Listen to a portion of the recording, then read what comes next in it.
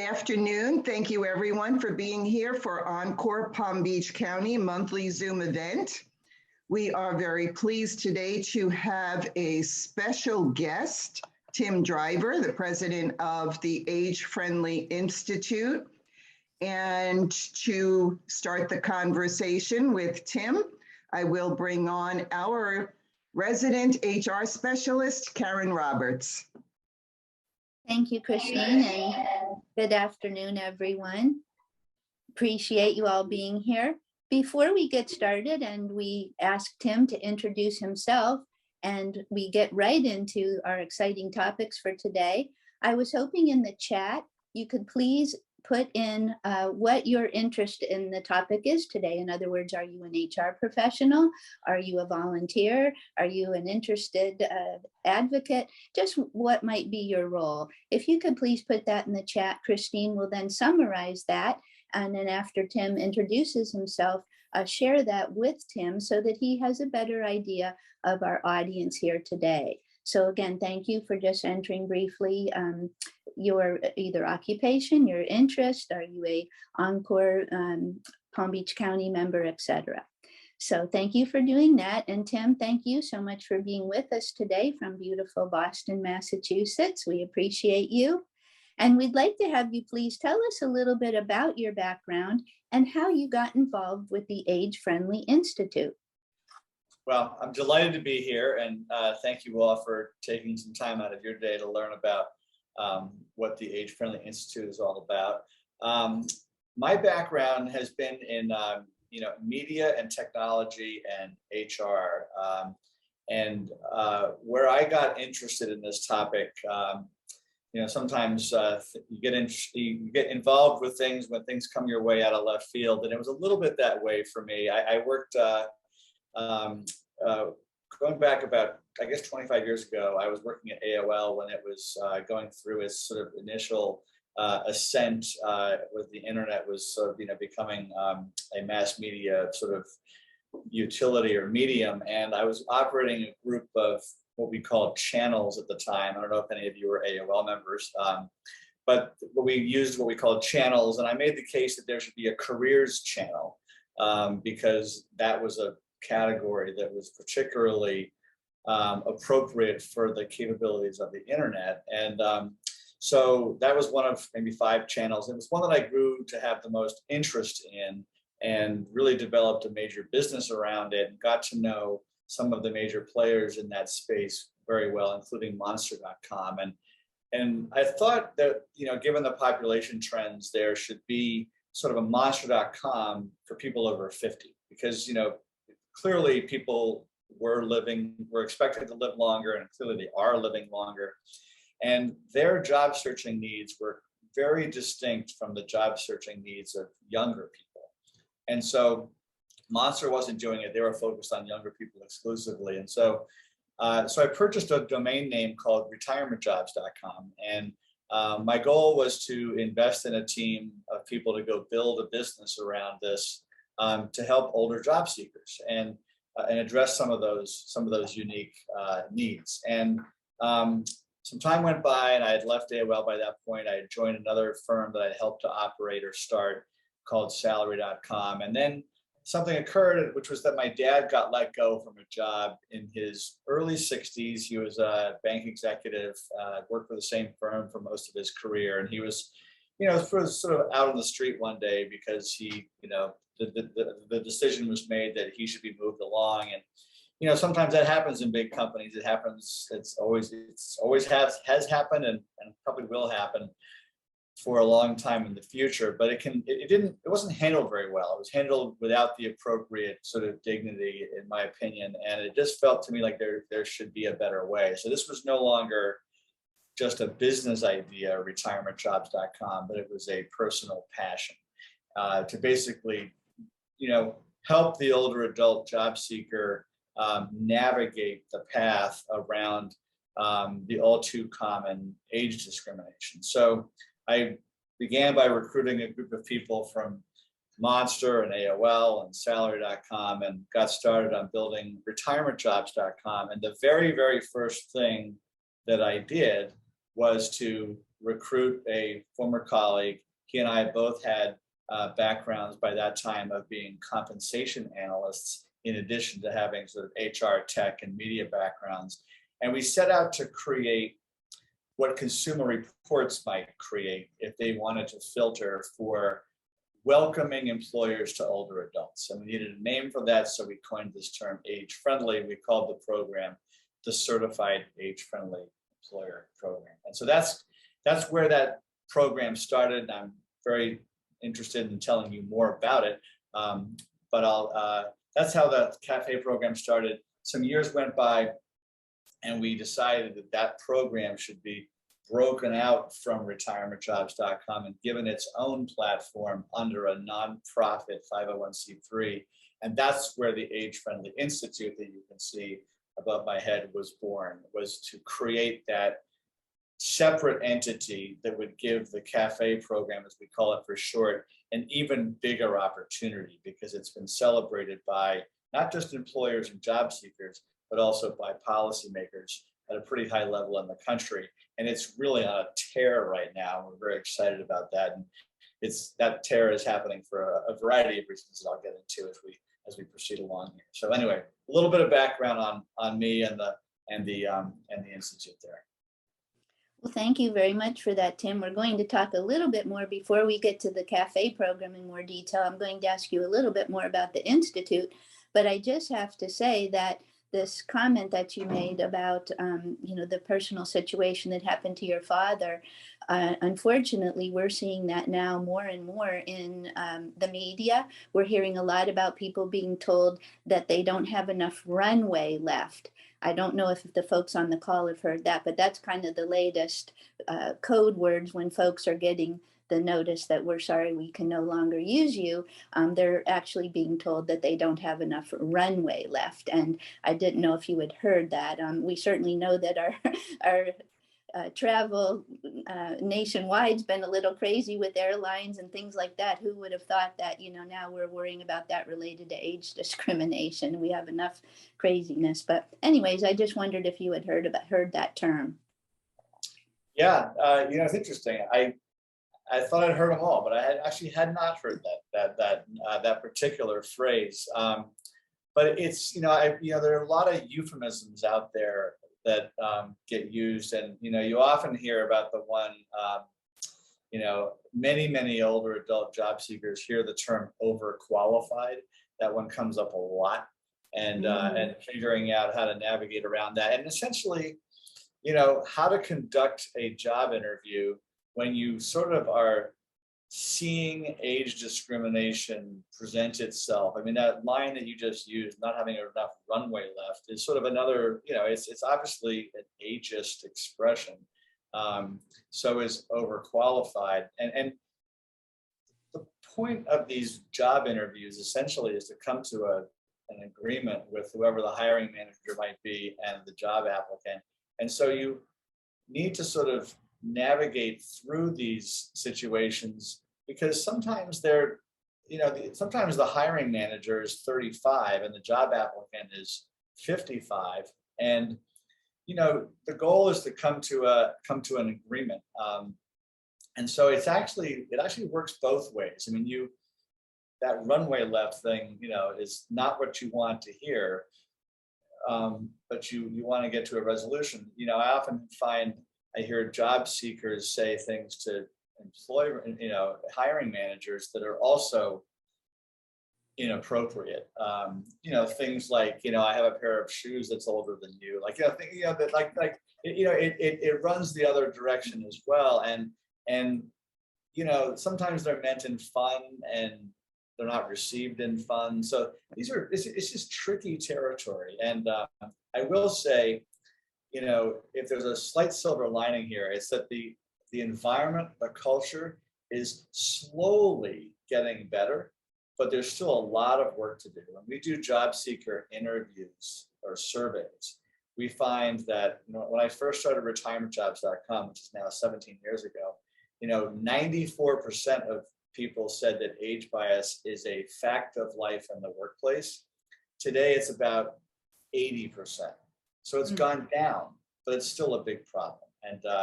And, lines like that, not enough runway left is, it just represents usually just ignorance on the part of the hiring manager. We got to Yeah. get past that.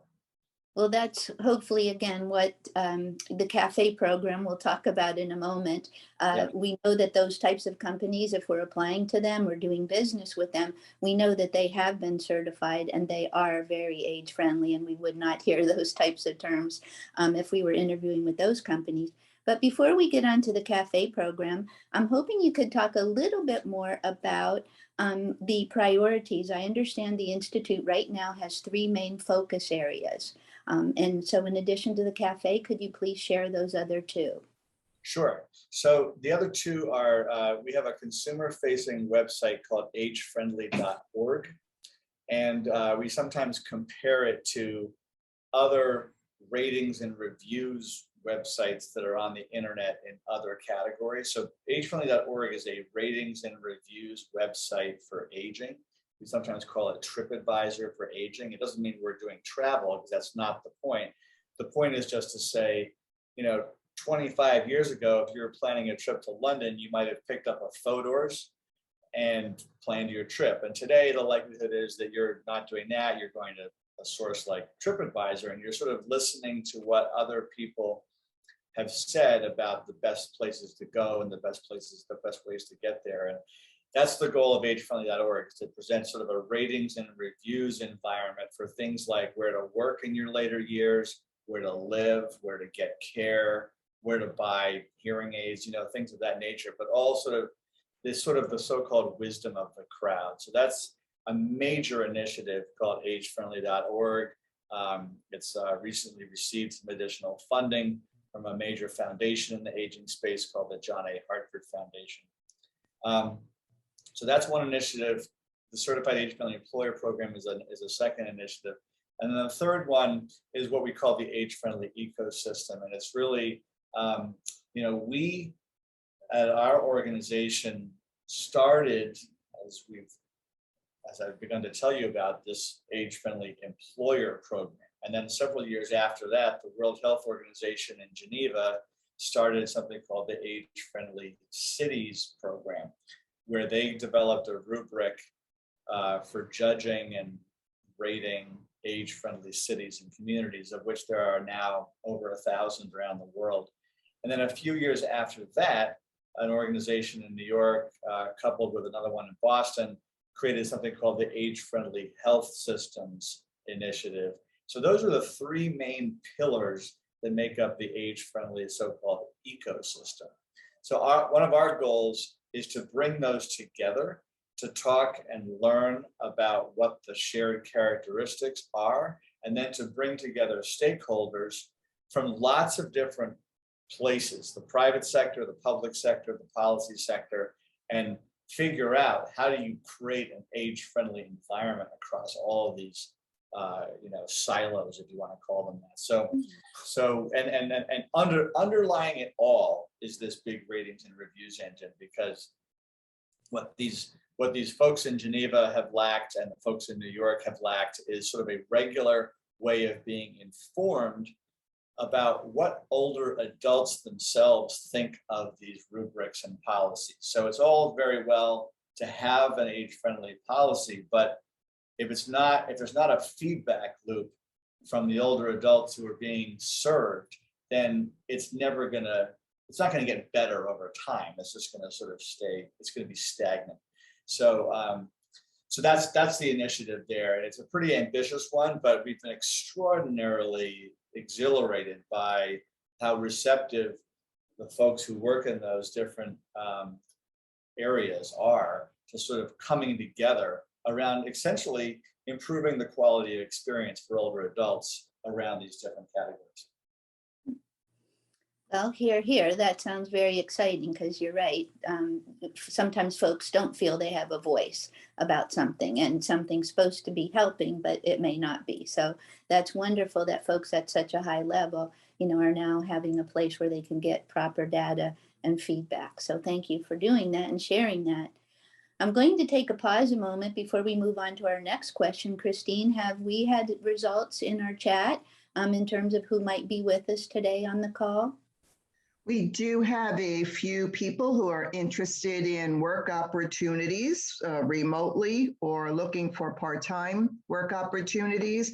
And we also have Kathy Bowers with us from the National Patient Advocate, founder and president of National Patient Advocate, who she's involved with a multitude of other organizations and associations. So we welcome you all. Thank you. Thank you, Christine, and thanks everybody. You can still put in the chat your interest if you would like.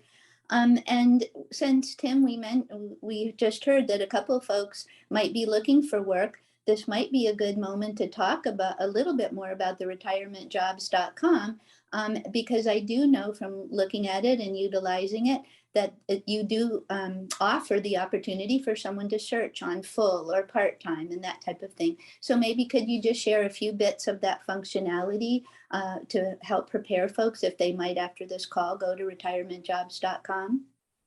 Absolutely. So, you know, as I said at the beginning, you know, the goal was to, you know, in those days, we would call it sort of build the monster.com for people over 50. Today, you know, people might think of it as Indeed for people over 50. But that's the goal, is to basically find, to understand the needs of older adult job seekers. What are they looking for?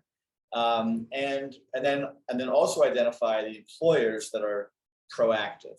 And the goal there is essentially, you know, help the older adult job seeker save some time by going first to the employers more likely to welcome them than to shun them. So it operates, you know, in all other respects like a traditional job site.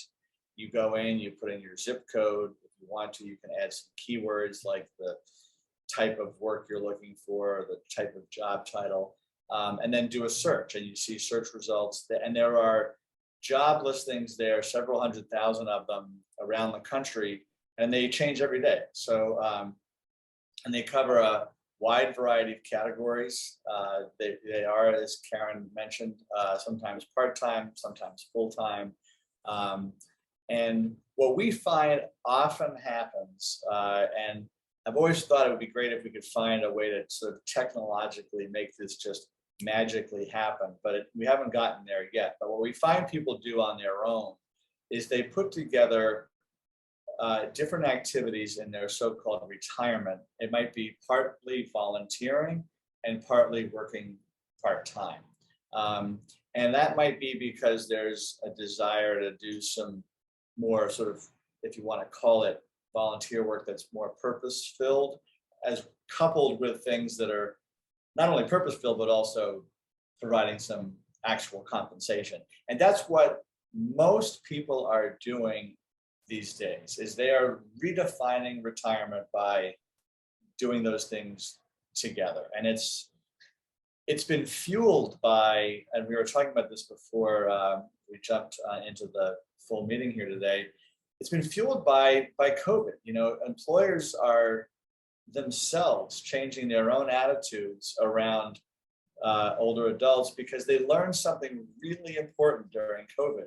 They learned that this flexibility that older adult job seekers have been asking for all these years isn't such a bad thing after all. To give people the opportunity to work remotely and to give them, you know, flexible terms, like maybe I work mornings or I work Monday to Wednesday, or whatever it might be, that's not so bad. You know, there was always this belief or this concern, and frankly, this myth, it had never been proven otherwise until COVID.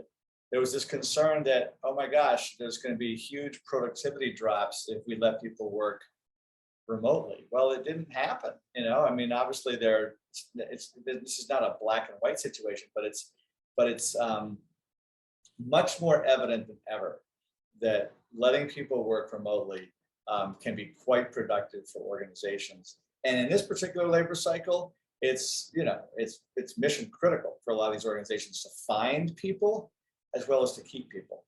So anyway, that's a little bit of a long answer on retirementjobs.com, but it's America's largest career site for people over 50. There's 1.5 million job seeker members around the country, and there's, as I said, there's hundreds of thousands of jobs that are changing all the time. Wonderful. I'm sure somebody I know put the web address for that in the chat. So thank you very much who did that.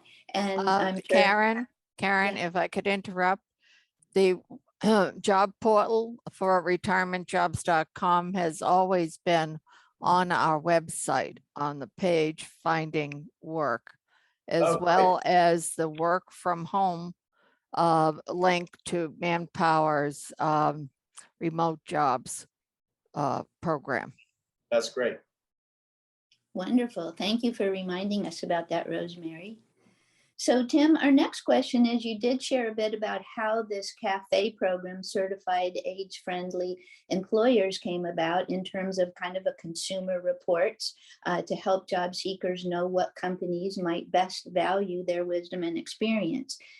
Could you share with us about how many companies across the United States are certified, and just a bit more quickly about the process, and perhaps what level of interest you're seeing in that now in this tight job market, as you said?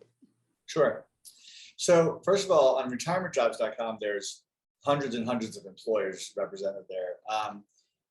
There's a a subset of those have gone the extra step to become a certified age-friendly employer. So there are about 150 certified age-friendly employers today, and almost all of them are larger organizations.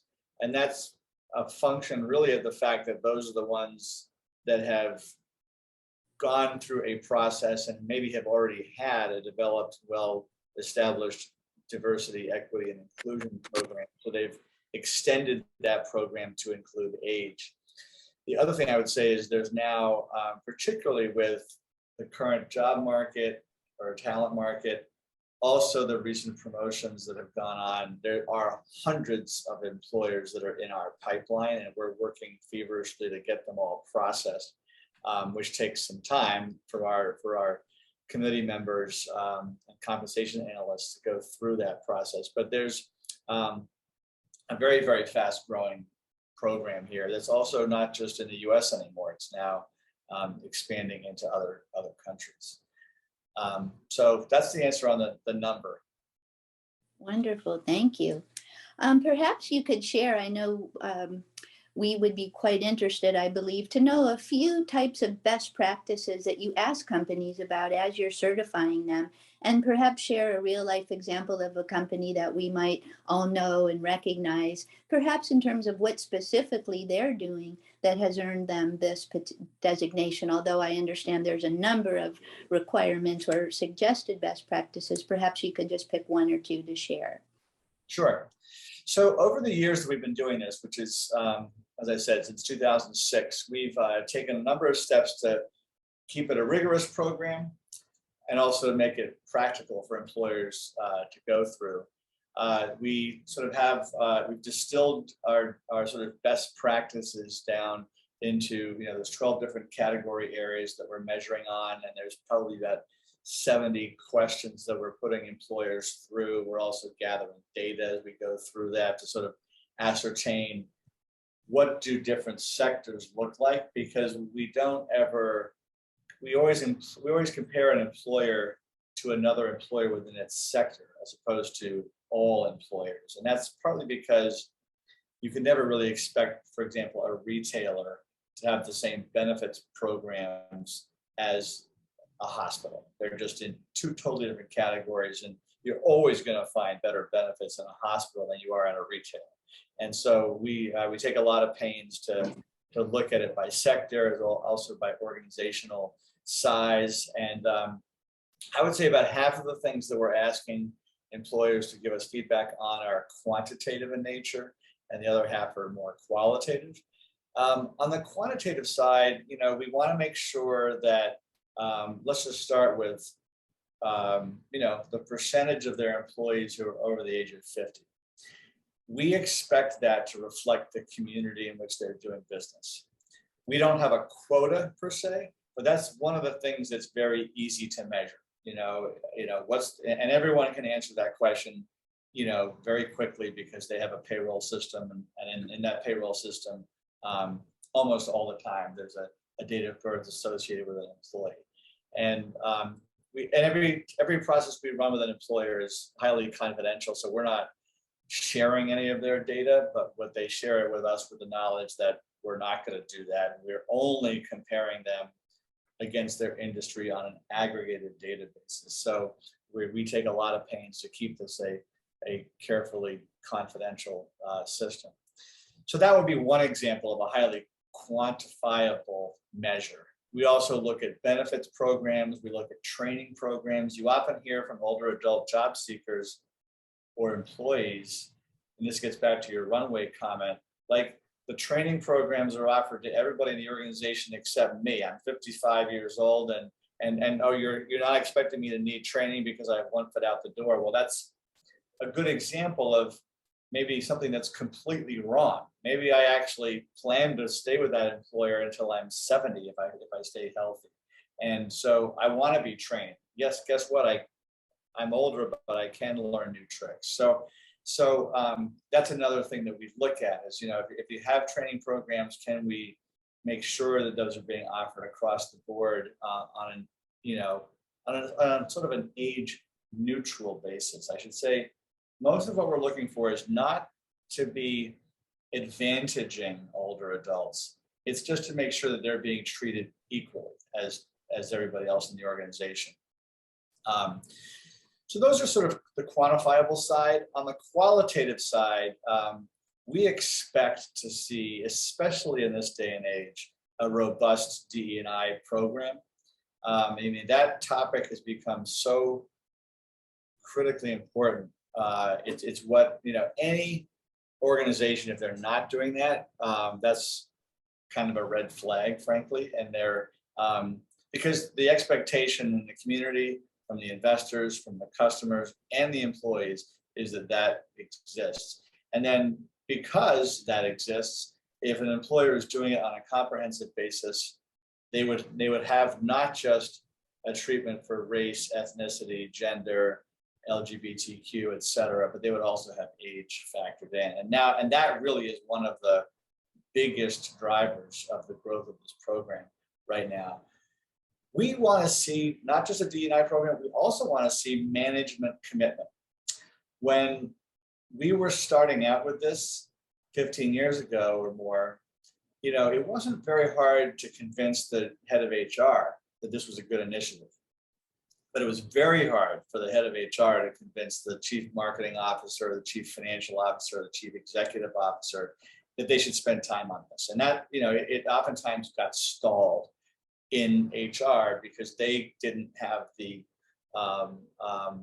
ammunition, I guess, to get it done or to get it prioritized.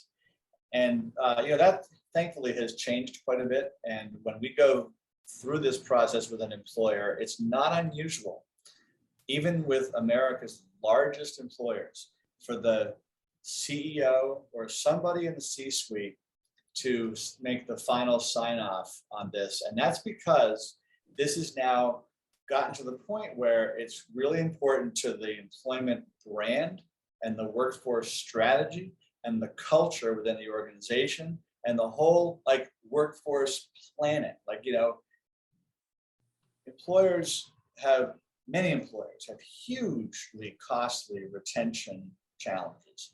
And they've realized that this program can be one of the ways to address that. So we want to see management buy-in and evidence of that. We certainly hate to see recruitment advertising that exclusively features young kids out of college.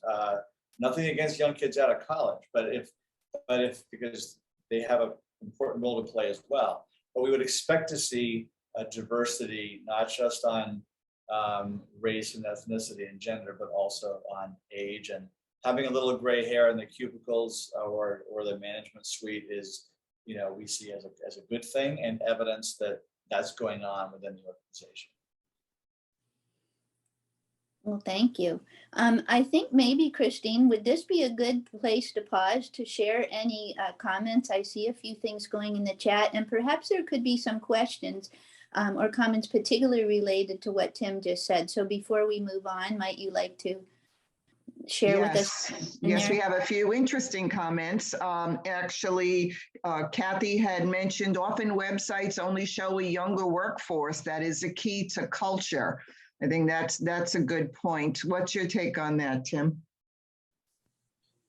Well, that's definitely one of the things we're looking for employers to move past that. And, you know, we are asked, most of the time, we are asked by these employers that approach us to be certified, you know, what should they be doing?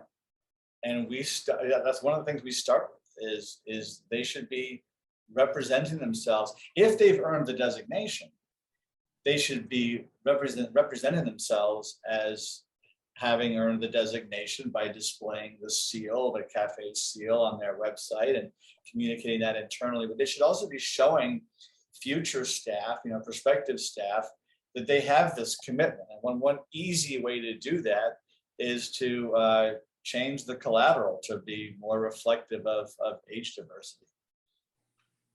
Thank you for that. And actually, Kathy had made a comment regarding in the past that many of the HR issues included preparing employees for retirement and the next step of second careers. And I know that's a prominent issue right now and one of the things that Encore addresses. And what are your thoughts on that as well? Well, one of the things I've been so pleased to see emerge with real funding behind it in the last few years is the concept of ERGs, which stands for Employee Resource Group. Sometimes employers will call it by a different name, like a business resource group or a colleague resource group. These started some years ago addressing cohorts that were cohorts like, you know, African Americans within an organization or LGBTQ.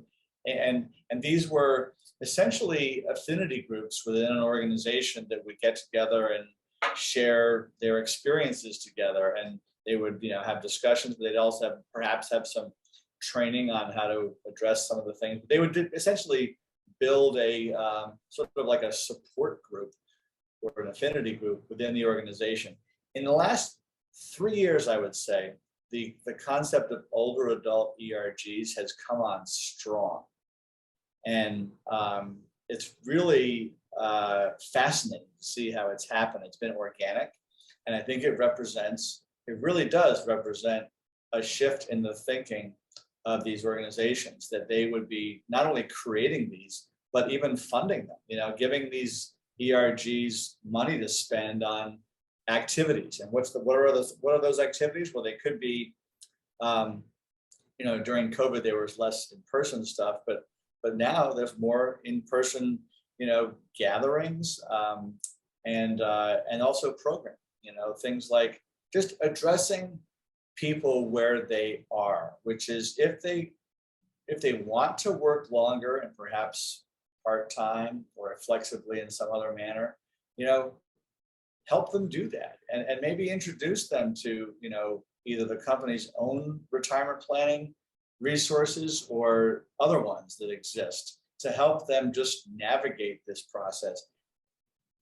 Inevitably, those ERGs also include programming around elder care resources. You know, it's not uncommon for employees in their 50s and 60s to have parents or other relatives that need support. And so that's a pretty common one, you know, is just a little bit of support around that topic, because it's a hugely, I mean, not only is retirement planning complex, so is caring for older adult loved ones. So it's really been extraordinary and you know, a big positive that employers are doing this. And this is one of those topics that people, when we bring those employers together, this has been one of the biggest topics, is people saying, aha, we're not doing that. How do we do that? And it's really pretty impressive. Thank you. I think that may be it on the questions for now, Karen. Well, we'll come back and circle back, of course, again before the end and see if there's another one. So thank you, Christine, for that and other comments. Tim, you mentioned briefly about CEOs that you deal with, and thank you for giving us a little bit of insight in the fact that they are a bit more aware now on their radar screen of age as being an important component of diversity, equity, and inclusion programs. Talk to us a little bit about, are you hearing them understand the value of mature workers as it relates to intergenerational work teams? And the value that an older worker can bring to the workplace to younger folks through mentoring or any other such things, which I'm sure you do rate your companies on as well. We do, and we certainly want to see that, and how that manifests itself is, I would just still call it pretty situational. I mean, I think it happens organically. I think there's certainly encouragement. Those ERGs sometimes, you know, I've heard them called things like sages, which represents sort of an older cohort, but sometimes they are actually more down the line of what you're getting at here, is there sort of people who are coming together who might not all be older. They may be people who are younger too, who want to go down sort of the mentoring path. I haven't seen as many sort of organized or formal programs around that as I think we'll see in the future. And it's partly been, it's just sometimes, like I said, it's a little bit situational and has to do with what the priority is of the people who are starting those ERGs. Like if they're starting with, you know, an orientation towards financial planning, or as Rosemary has pointed out here, sort of the non-financial aspects, that might have just been the first priority, and they're getting to the intergenerational collaboration stuff later. So I think we'll see more of it. I can't point to as many specific examples as I'd like to, but I think we'll see more of that in the future.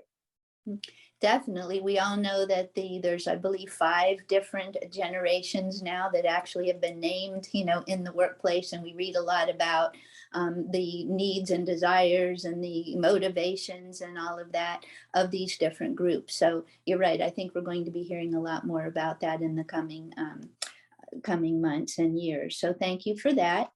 Another question, Tim, we have for you is to tell us a little bit about your home state governor in Massachusetts, and also the United States Secretary of Labor. You mentioned Marty Walsh, who happens to be, I believe, a former mayor of Boston.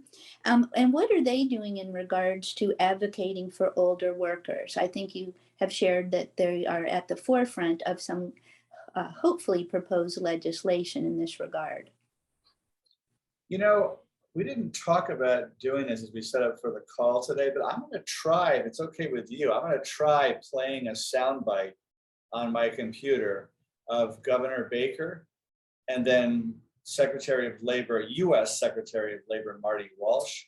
Should we give this a try and see if it works? And if it doesn't work, like, I can just tell you what they said, but sometimes it's nicer to hear directly from them because it's pretty powerful. So this is what I'm going to play for you. These sound bites are only about 8 weeks old. And I think it gives more sort of credence to the idea that this is not just a program that private sector employers want to do, but it's one that public sector employers want to do. And then it's also something that the government, the US government, wants to support the growth of. So let me see if I can make this work. I need to be given the permission to share my screen. I don't know if Christine, you got it. Give me that authority, but okay, there we go. And let's see if this works. So I'm going to play you Governor Baker first. We've taken another step with regard to this. The Commonwealth of Massachusetts as an employer has been designated an age-friendly employer. And we're the first state in the nation to achieve that objective. That was delivered by the Age Friendly Institute. And Jeff, are you in here somewhere? So Jeff McHugh is the head of human resources in state government, which means he oversees 42,000 people who never think they get exactly what they want out of state government. But he and his team and everybody across the 250 agencies that exist in the executive branch have been very dedicated and committed to this challenge. And I was reading the sort of checklist, workbook, whatever you want to call it, that the Age Friendly Institute puts an employer through to get designated. It's a lot of work, and I'm really glad Jeff did it and not me. But the point here is this is not some, flag waving thing. This is something where you really have to demonstrate that you've committed to this and that you are doing the things that are required to be successful in providing an age-friendly experience for everybody who works in your organization. Now, in state government, we have a significant number of people who are over the age of 50 who work in state government. And that certainly makes it something that's a little more important to us as an employer generally. But I really do believe that if you're gonna want other folks to play by a certain standard and a certain set of rules and a certain set of expectations, you need to play by them too. And that was one of the reasons why we went at this pretty hard, and we're thrilled to have been designated and to be the first state to be designated as such. We also, I'm going to pause him and I'll play Marty Walsh now. I want to thank my friend, Governor Charlie Baker, for making Massachusetts the first state government in the nation to be designated a certified age-friendly employer. When I was mayor, the partnership between our Age-Friendly Commission and your council to address aging was truly a great example of local state cooperation. And I'm not surprised it has led to a new national model. So I just figured I'd play those just to give you a sense of how seriously this is being taken, not just by employers, but also by policymakers. And, when this program first started, we'd only been doing it for about a year. And the head of the United States Senate Special Committee on Aging called a senator and asked if he and I could go around the country doing press conferences in front of some of the headquarters of employers that have been certified. And we were, of course, delighted to do that, to showcase these employers. And he wanted to do it not just for the economic security of older adults, but also for the health benefits, the physical health and the mental health. The mental health impact of the involuntarily retired is not measured at all. And he was very tuned into that. He was also tuned into the economic expansion opportunities for the country, the GDP of the country. If you keep people working longer, you have higher productivity, you have higher GDP. So he was really tuned into that. That led during the Obama years to an invitation to the White House for me to talk with policymakers there too about some of those same topics. So Charlie Baker, who you just heard from, and Marty Walsh, Charlie Baker happens to be the most popular governor in the United States with a 70% popularity rating, which is pretty astounding. He's a real centrist. He's a private sector guy by background, happens to be from the health sector. And, not surprisingly, a lot of other governors or their people are now contacting us to go through this process of becoming certified themselves. So this is the sort of thing where it's happened in every single sector we've been in. And, if Raytheon is doing it, then Boeing wants to do it. And if McDonald's is doing it, then Burger King, these are all, and with, state government in Massachusetts, well, guess what? The California government called us like the next day. So that's the way this tends to work. And I fully expect a year from now to have, many more state governments having gone through this, as well as cities. So there's lots of different really good reasons for, it's not just great for job seekers and great for employers. It's also good for the country and people's health. So, these are among the reasons we're so passionate.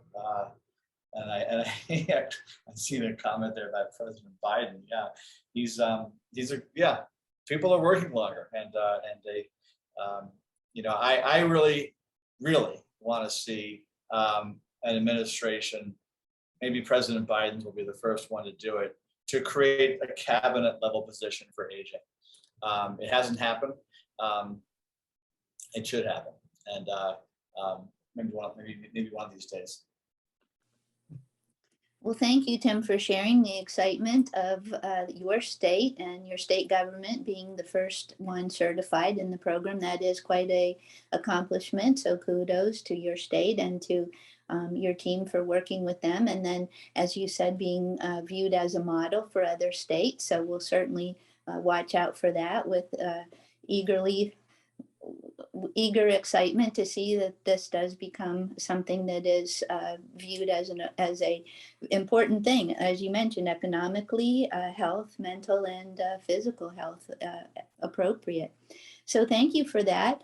I wanted to see, Christine, if there's any other questions, or we could, at this point, if there's nothing in the chat, see if Tim has any closing remarks he'd like to share, and then we can turn it over to the audience for some questions. Nothing that we can see right now. I'm sure once we open it up, we may get a few, but for now, I think Tim can go right ahead and close with his thoughts. Well, I guess one of the things that we are exhilarated about is the fact that this growth that we're seeing is pretty organic growth. It's being driven by people's desire to work longer under better terms. I think I'm optimistic that even beyond this current labor cycle that we're in, I mean, this labor cycle, the labor cycle goes through cycles, and there will be a recession, and there will be employers that are less rabid about finding new talent than they are today. But I think this will outlast that, because I do think we are seeing a very significant shift in the culture. And the survey work that we did around that COVID point that I mentioned showed that 7 out of 10 people were saying they were looking at delaying their retirement up to 5 years because of what they perceive as a better environment, employers being willing to allow for this remote work thing without looking at people askew or askance if they wanted to work remotely. So I think that the ripple effect of that throughout the culture, throughout the sort of the retirement industry has the potential to be extraordinary. I was talking to an employer just before this call who works in the staffing industry, and Rosemary mentioned Manpower, and they're a good example of an employer that's really activating around this. And this was another staffing company, and this concept of sort of temping your way through retirement is bigger than ever. And you hear about different flavors of that. You hear about returnships, and you hear more and more and more of that. And that's because it's becoming a little bit better accepted. Having said all that, I don't want to paint too rosy a picture here. It's hard. It's hard. There still is a lot of bias out there. It's changing. It's getting a little bit better, but it's still hard. And that's why, it's important to have an age-friendly employer program, because frankly, it's kind of discouraging to go apply for a job at an employer who really doesn't want you around. And even the age-friendly employers, we find examples, and if we learn of sort of, if you want to call them infractions by the line manager or some kind of a manager within a certified age-friendly employer, we hold those employers accountable. We ask them to go investigate and to create the appropriate remedies, and most of the time they do. But this is tricky territory, and there's a lot of work still to be done. So I'm delighted here to be talking with you all today, and would love to answer any other questions you might have. Thank you, Tim. Christine, Tim, it's go ahead. Dave Mack. I think your last comments here are very, very to the point. So, we hear that there's 11 million jobs that are available in the United States, right? That employers have that many positions. I don't know across what kind of categories and professional jobs and so forth, but is it still a fact that for whatever reason, a person either gets displaced from their position, not willingly, or they want to they want to work for another company, but they're in that age category. So when they go out into the looking for this position, they basically run up against this wall that's not visible, but they get filtered out. They do not even get to where they can interview with a human being because they're in that age and the employer doesn't want them. They might be qualified. So that's still the real barrier, is I think what you're saying. I mean, it's still very real. It's very real. And I think, that's the whole purpose of the Certified Age-Friendly Employer Program, is to make it a little bit easier, save some time, save some agony.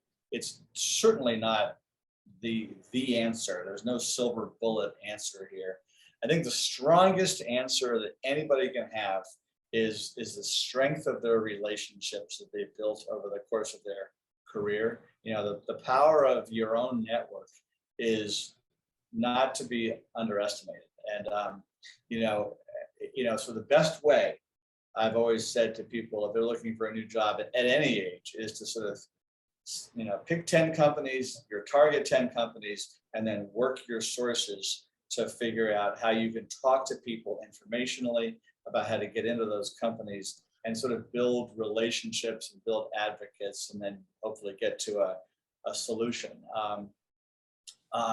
But the other things I would say is, it's very easy to blame employers, they're age biased, and oftentimes that's true. But there are things that one has to look at, as you want to be hireable, and you want to be, we oftentimes, too often, find employees or applicants who frankly are never going to find themselves able to take direction from a 35-year-old. And guess what? If your boss is 35 and you can't find a way to take direction from a 35-year-old, then go somewhere else or start your own business, because and that's a real issue. It happens all too often. And so you need to get past something like that. There's this, sometimes it's a myth and sometimes it's not a myth, that people have technology constraints. I mean, one of the reasons employers use retirementjobs.com is because they know that a job applicant has gone to retirementjobs.com and navigated a website and used a Zoom platform, and they've done some of the basics. And so they're screening out for themselves all those people who aren't sufficiently digitally savvy to even get to that point. And so one does need to have that capability, and to demonstrate that capability, and to demonstrate that curiosity. Any employee's job is to make their boss look better. And at the end of the day, that's their job, right? And so if that supervisor has hired you and you're going to drag them down as opposed to build them up, then you're less likely to get the job. And I also say to people, especially who are looking for what I'll just call more white-collar jobs, is if you're not on LinkedIn, you don't exist. And so you better be on LinkedIn, and you better have a reasonably developed profile on LinkedIn. It doesn't mean it has to be off the charts extraordinary, but it better have more than one line on it, because otherwise you're not treated as a full candidate, for lack of a better term. So there are a number of things like that you can do to sort of do the job seekers side of the story. And then the rest of it is, the older I get, the more I'm only in my mid-50s, but the more appreciation I have for the value of just relationships, and the value of developing those relationships and having, when you get into an interview, develop a relationship, and then and obviously your chances are always going to be a lot better of navigating around that age issue, which, unfortunately, it's still sort of the elephant in the workplace, and it's going to be around for a while longer, I'm afraid. So, but there are some tricks, a few tricks to help advance the cause. Thank you, Tim. Is there anyone else who has a question for Tim? If you do, unmute yourself. Okay. I always have questions. Everybody knows that, Tim. I guess my first question would be, you have developed an approach to at least 150 employers and more in the pipeline who have been responsive to the message about the certification process. Could you just say a little bit more about what is the message that you send out that convinces them to take part in your program? Sure.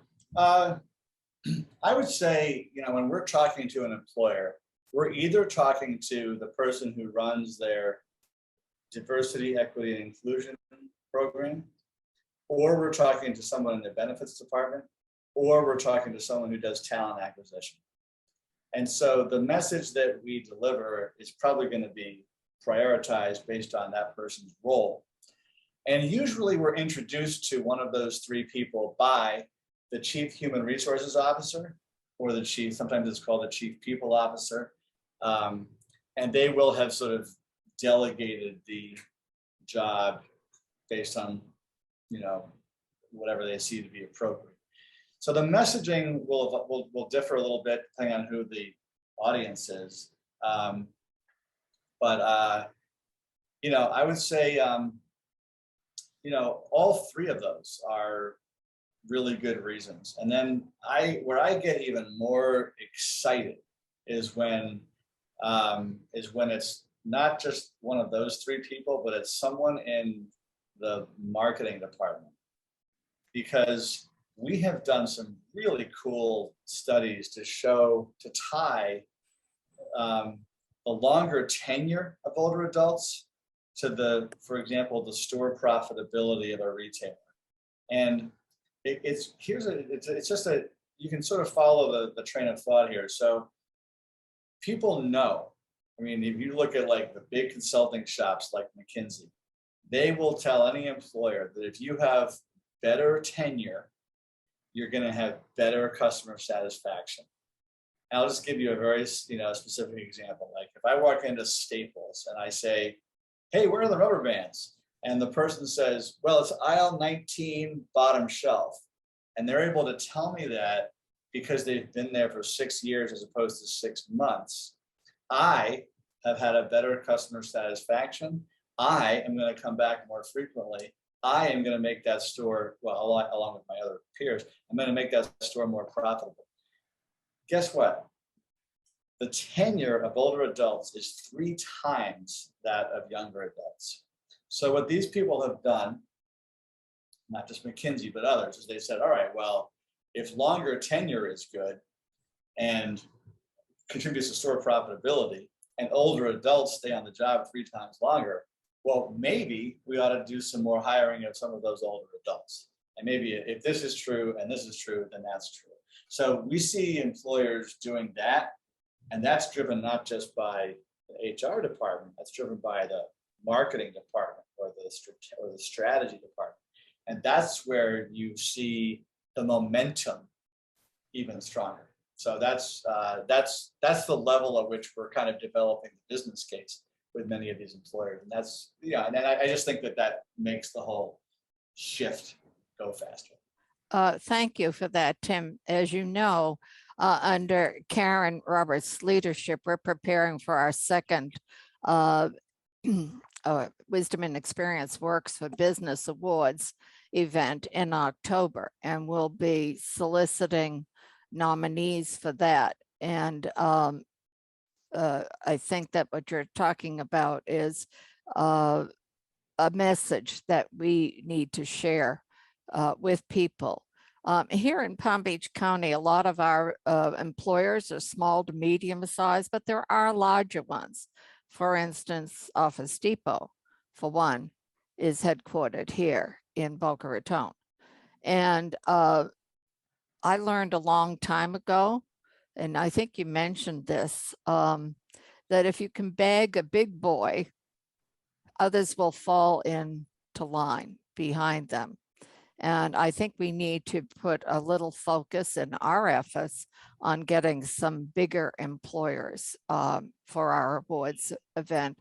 If not this year, for the next year. And as you know, we're looking at becoming an affiliate of the Age Friendly Institute and exploring an advanced certified employer program such as you've developed. So I had a question on your website, Age Friendly Institute. You have a list of about 150 employers around the country that have presently been certified.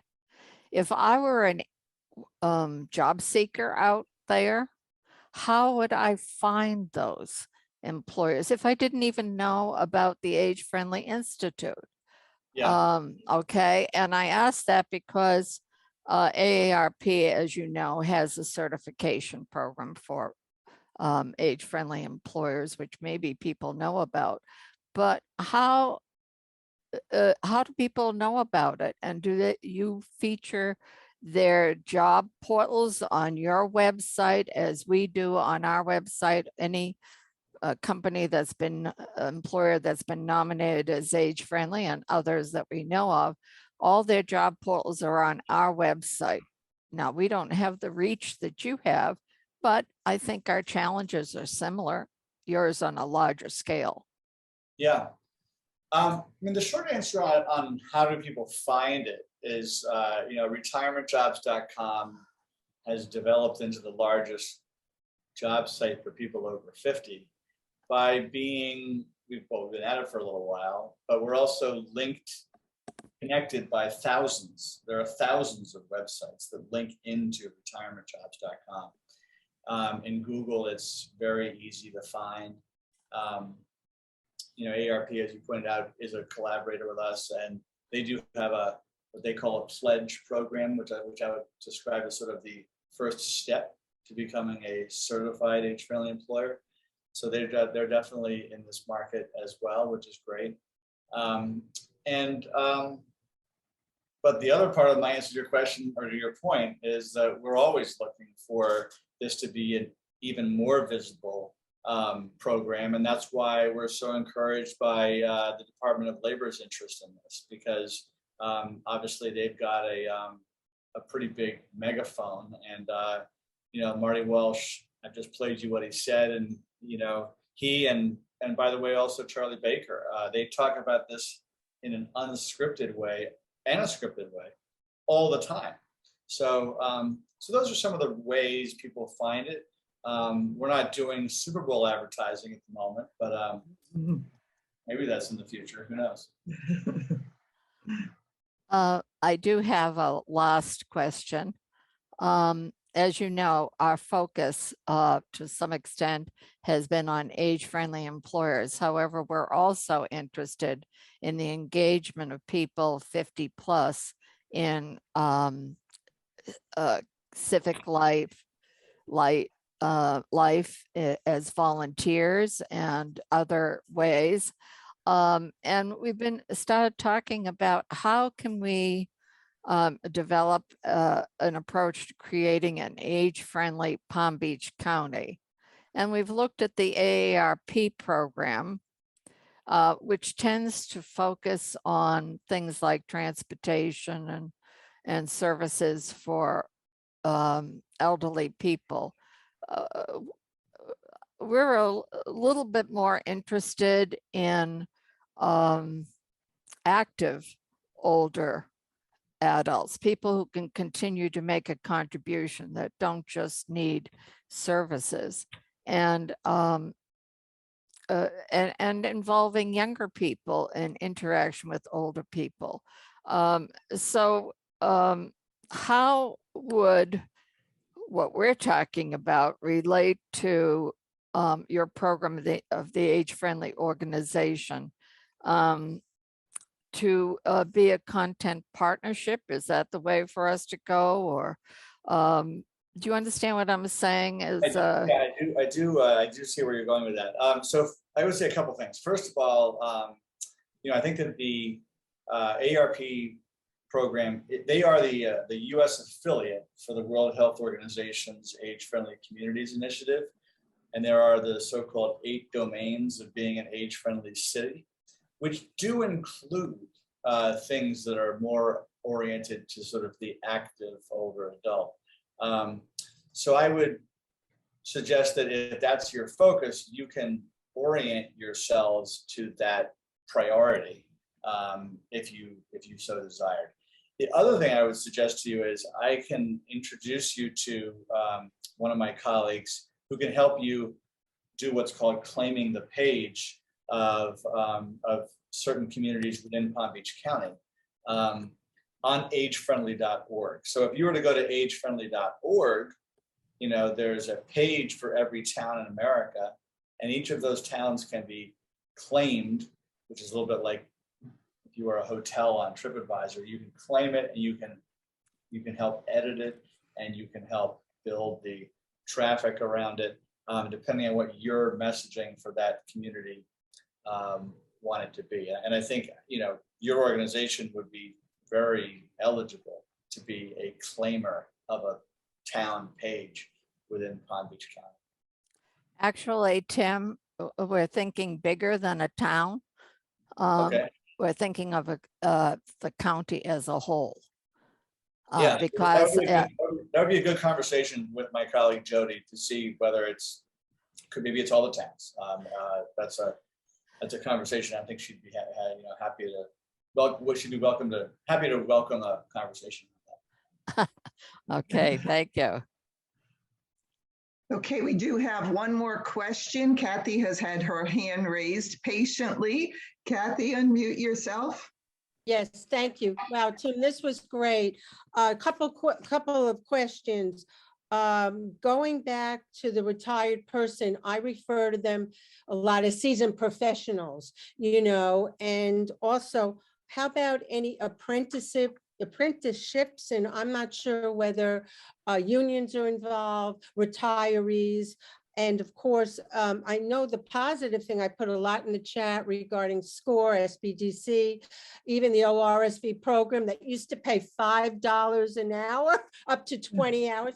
But the challenge, my question to you is, I work with seniors and old people, all other people, but bottom line is this: they are maybe in a financial situation where I may be helping them qualify for benefits, AE, Medicaid, or some programs where they need services, but on the other hand, they're able to work, and that whole balance of having too much income, and I think what we bring to the table, I'm one of them in that age bracket. I don't need their benefits. I don't need a big salary. I'm coming with someone that's going to show up and do the job. So the challenge of meshing those people that would like to participate and work, but then it might be challenging for other areas of their life. Yeah, I would suggest that retirementjobs.com is aimed at sort of the mass market. It doesn't necessarily, it may not be the perfect solution for executive jobs.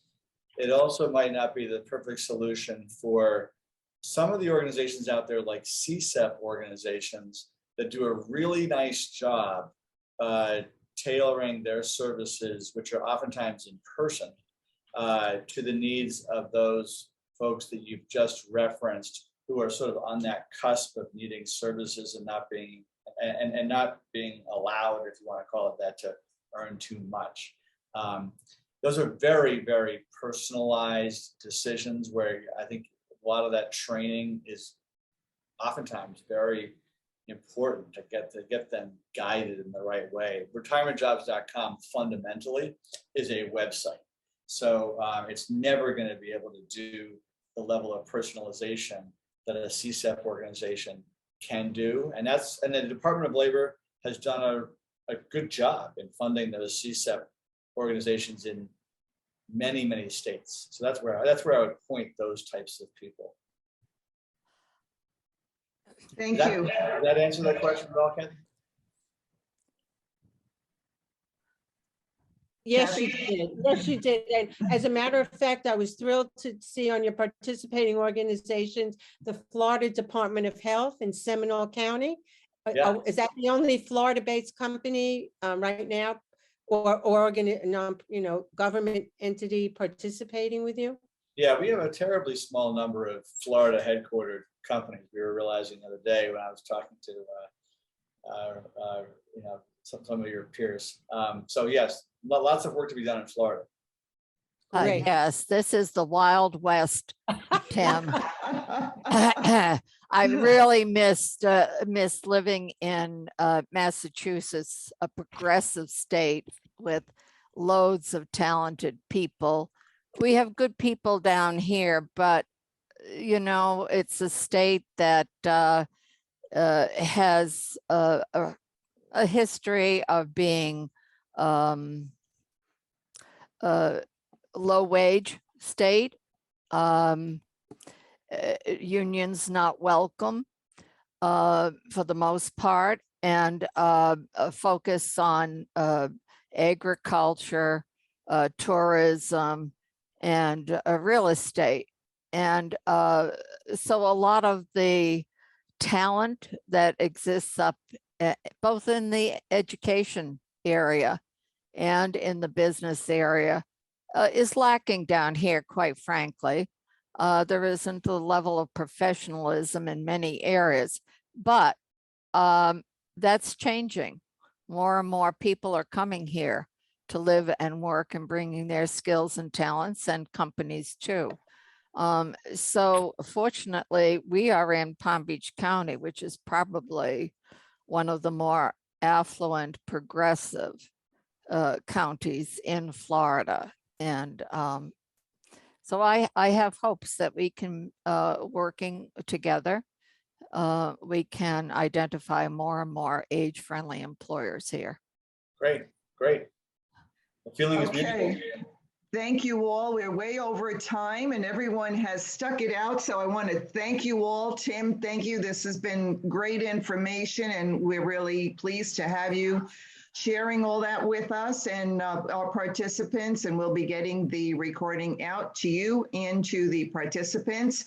Karen, thank you for what you have brought to the table and your great questions for Tim. I think we got a lot of information and now it's a question of working on all that information, Tim. So we're very pleased to have you on board with us. Rosemary, thank you. Thank you for all those who asked the questions. And of course, as always, if you have more questions or would like more information, visit us on our website at encorepbc.org. Thank you all.